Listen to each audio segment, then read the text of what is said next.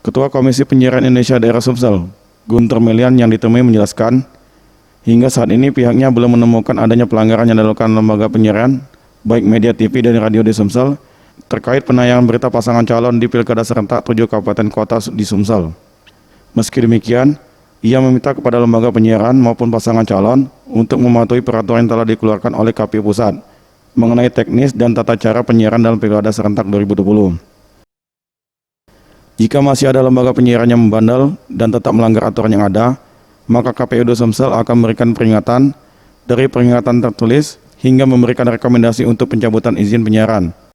Kita menerima pelanggaran yang dilakukan oleh pasangan calon pilkada di daerah Sumatera Selatan, karena kita sudah meneruskan surat edaran KPU Pusat tentang bagaimana teknis dan tata cara penyiaran yang ada dalam pilkada wilayah Indonesia, khususnya Sumatera Selatan. Pertama kami memberikan surat teguran kepada lembaga penyiaran yang kami anggap melanggar, bahwa beliau untuk klarifikasi biasanya.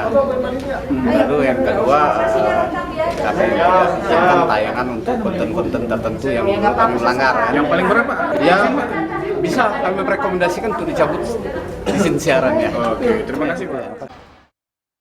Tim Liputan, Sriwijaya TV.